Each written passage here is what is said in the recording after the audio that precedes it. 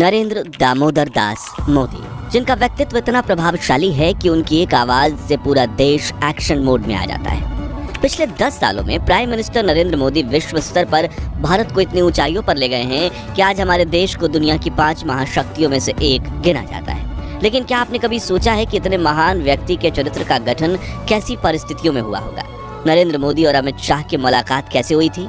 आपातकाल के खिलाफ आंदोलन के दौरान कैसे उन्होंने भेष बदलकर 2 सालों तक अहमदाबाद पुलिस की नाक में दम कर रखा था? और गुजरात के उस नवनिर्माण आंदोलन में 23 वर्षीय नरेंद्र मोदी की क्या भूमिका थी, जिसने केंद्र में मौजूद इंदिरा गांधी सरकार को हिलाकर रख दिया था? प्रधानमंत्री नरेंद्र मोदी की अनसुनी अनकही कहानियों के इस दूसरे अध्याय में हम उनके प्रारंभिक जीवन से जुड़ी कुछ ऐसी घटनाएं देखेंगे जो आपके मन में उनके प्रति सम्मान और भी बढ़ा देंगी। लेकिन उससे पहले नए दर्शक प्लीज वीडियो को लाइक और चैनल को सब्सक्राइब कर लें। मित्रों, 70 के दशक की शुरुआत में युवा नरेंद्र अहमदाबाद में आरएसएस मुख्यालय डॉक्टर हेडगेवार भवन में कार्यरत था।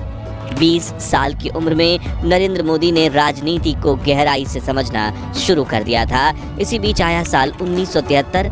गुजरात की कांग्रेस सरकार ने मेस बिल यानी कि हॉस्टल में खाने की कीमतों में 20% की बढ़ोतरी कर दी, जिसके खिलाफ 20 दिसंबर 1973 के दिन अहमदाबाद के एलडी इंजीनियरिंग कॉलेज के छात्रों ने आंदोलन छेड़ दिया। 23 वर्षीय नरेंद्र ने भी इस हड़ताल में बढ़ चढ़ कर हिस्सा लिया।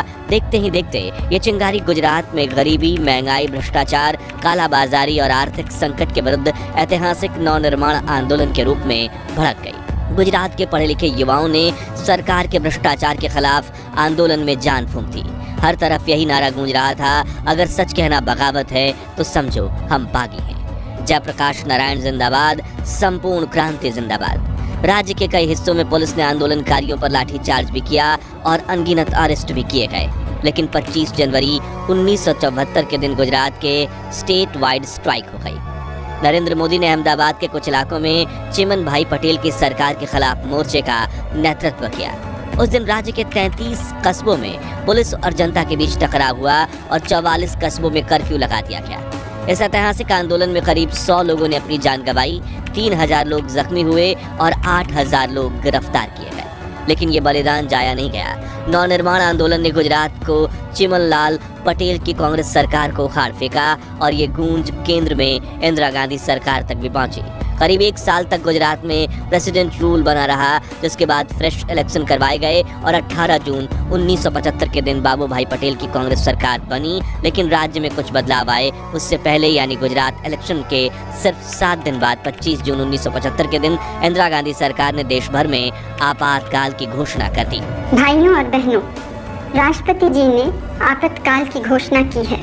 इससे आतंकित होने का कोई कारण नहीं है और कुछ मामलों में वैध रूप से निर्वाचित विधानसभाओं को विघटित करने के उद्देश्य से सदस्यों को इस्तीफा देने के लिए बाध्य किया गया। आंदोलनों से वातावरण भर गया, जिनसे हिंसात्मक वारदातें हुई। इमरजेंसी के दौरान नागरिकों के मौलिक अधिकार छीन लिए गए, प्रेस पर सेंसरशिप लगा दी गई और अखबारों को सरकार के खिलाफ एक भी शब्द छापने का अधिकार नहीं था। सरकार के इस तानाशाही से भरे कदम के खिलाफ गुजरात में ज्यादा आक्रोश देखा गया। विपक्ष के बड़े नेताओं समेत सरकार ने करीब 1 लाख पॉलिटिकल ओपोनेंट्स को गिरफ्तार करवा दिया, जिसमें अटल बिहारी वाजपेयी और लाल कृष्ण आडवाणी जी का भी नाम शामिल था।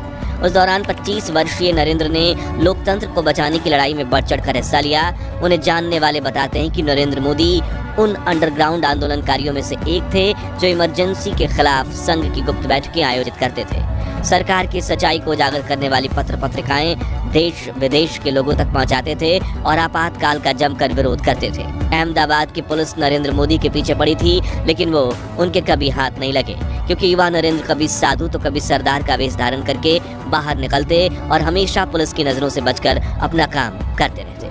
21 मार्च 1977 केंद्र में मोरारजी देसाई की सरकार बनी और इमरजेंसी के इस काले दौर से आजाद होकर देशवासियों ने फिर खुली हवा में सांस ली। आपातकाल के दौरान आरएसएस के अहमदाबाद मुख्यालय का पूरा कामकाज संभालने के लिए नरेंद्र मोदी की खूब प्रशंसा की गई। अब वह विपक्ष के कई दिग्गज नेताओं की नजरों में आ गए थे, लेकिन अब भी काफी लंबा सफर बाकी था।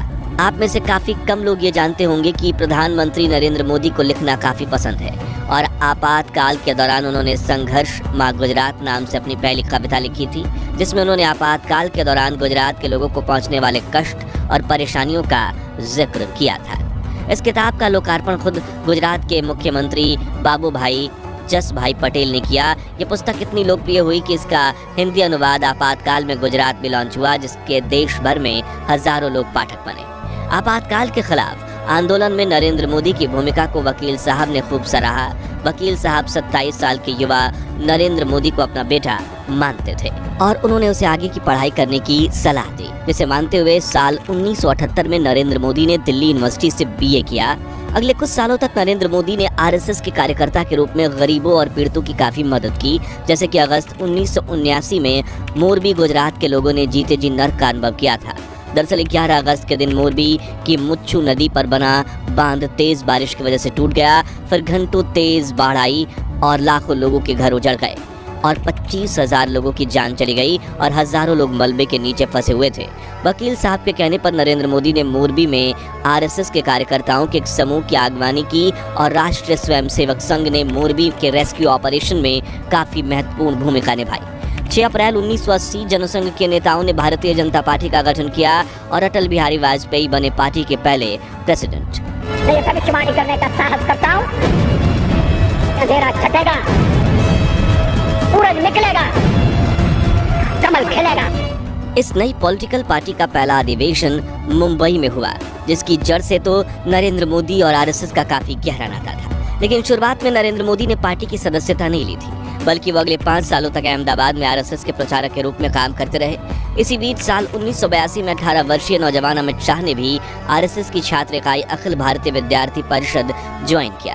तभी संघ के ऑफिस में ही इन दोनों की औपचारिक मुलाकात हुई, जिसके बाद RSS की शाखाओं से जुड़े कई कार्यक्रमों में इन दोनों की मुलाकात होने लगी। और यहाँ मजेदार बात ये थी कि नरेंद्र मोदी और अमित शाह दोनों की विचारधारा में काफी समानता थी और मोदी जी अमित शाह की सोच से काफी प्रभावित थे। इसी तरह जान पहचान धीरे धीरे गाढ़ी दोस्ती में बदलने लगी और 1986 आते आते ये दोनों जय वीरों की तरह सच्चे दोस्त बन गए। उसी साल 6 दिसंबर 1986 को RSS के तत्कालीन सरसंघ संचालक बाला साहब देवरस के निर्देश पर नरेंद्र मोदी को भारतीय जनता पार्टी में भेजा गया। पिछले 16 सालों से गुजरात में संघ के कार्य को विस्तार देने में खुद को समर्पित कर चुके नरेंद्र मोदी अब एक नई राह पर निकल चुके थे।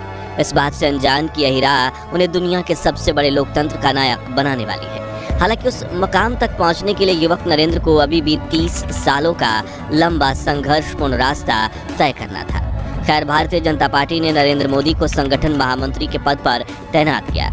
उस वक्त नरेंद्र मोदी को एक राइट हैंड की जरूरत थी, जो गुजरात में भाजपा पार्टी को ताकतवर बनाने की रणनीति बनाने में उनकी सहायता करे।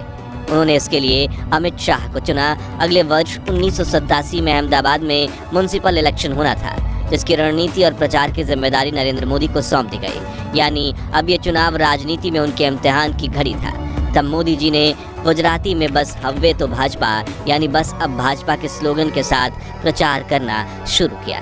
वो इस इलेक्शन को लेकर इतने समर्पित हो गए थे कि मोदी और शाह की जोड़ी रोज स्कूटर पर सवार होकर रोजाना अहमदाबाद के हर गली नुक्कड़ के चक्कर काटती थी और दोनों देखते थे कि भाजपा उम्मीदवारों के पोस्टर वगैरह सही से लगे हुए हैं ना। इस नगर निगम चुनाव में भाजपा को बड़ी जीत मिली और नरेंद्र मोदी को गुजरात में भाजपा का संगठन मंत्री बना दिया गया।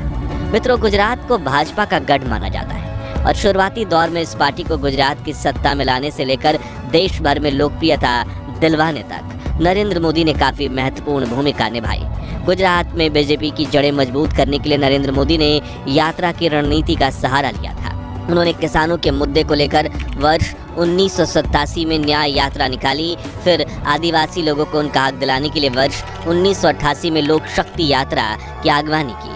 और तो और सन 1990 में आयोजित हुई राम रथ यात्रा में भी नरेंद्र मोदी ने अहम भूमिका निभाई थी, जहाँ अयोध्या की पवित्र भूमि पर राम मंदिर के निर्माण की मांग के उद्देश्य से आडवाणी जी ने 12 सितंबर 1990 को ऐलान किया था कि मैं रथ यात्रा के जरिए 30 अक्टूबर के दिन अयोध्या पहुंचूंगा और 25 सितंबर 1990 से सोमनाथ से अयोध्या की रथ यात्रा शुरू होगी। उस दौरान नरेंद्र मोदी लाल कृष्ण आडवाणी के राइट हैंड बने। पूरे रथ यात्रा आंदोलन के कमान उन्होंने ही संभाली और 63 वर्षीय आडवाणी जी को कोई परेशानी ना हो उसका ध्यान रखते हुए वो खुद भी उनके साथ सोमनाथ से अयोध्या के सफर पर निकले थे। करीब 1 महीने बाद राम रथ यात्रा बिहार पहुंची, जहां 23 अक्टूबर की रात लाल कृष्ण आडवाणी समस्तीपुर के सर्किट हाउस में रुके थे। तभी बिहार में लालू प्रसाद यादव की सरकार ने तय किया कि वो आडवाणी जी को अयोध्या नहीं पहुंचने देंगे और रात के करीब 1:30 बजे आडवाणी जी को गिरफ्तार करने के लिए बिहार पुलिस सर्किट हाउस पहुंची। और 30 वर्ष पुरानी इस दुर्लभ फुटेज में आप देख सकते हैं कि मोदी जी लाल कृष्ण आडवाणी के बिल्कुल बगल में उनकी ढाल बनकर खड़े हैं, जिसके अगले साल नरेंद्र मोदी वरिष्ठ नेता मुरली मनोहर जोशी द्वारा निकाली गई एकता यात्रा का भी हिस्सा बने। लेकिन इतने वरिष्ठ नेता नरेंद्र मोदी पर भरोसा सिर्फ 1987 के अहमदाबाद नगर निगम चुनाव में हुई जीत की वजह से नहीं दिखा रहे थे, बल्कि साल 1989 में बोफोर्स घोटाले में साये में लोकसभा चुनाव हुए। गुजरात में जनता दल के साथ मिलकर भाजपा ने चुनाव लड़ा और नरेंद्र मोदी को अपनी कुशलता दिखाने का एक और मौका मिला। उन्होंने खूब जोर शोर से पार्टी का प्रचार किया और गठबंधन के तहत गुजरात में जिन 12 सीटों पर भाजपा चुनाव लड़ रही थी, सभी सीटों पर पार्टी की जीत हुई और नरेंद्र मोदी का सिक्का और जम गया। अगले साल 1990 में गुजरात में विधानसभा चुनाव हुए, जिसमें जनता दल ने 70 सीटें जीती और भाजपा ने 67 सीटें जीती, जबकि कांग्रेस, जिसने पिछले चुनाव में 149 सीटों पर जीत हासिल की थी, उन्हें इस बार सिर्फ 33 सीटें मिली। भाजपा ने जनता दल के साथ मिलकर सरकार बनाई।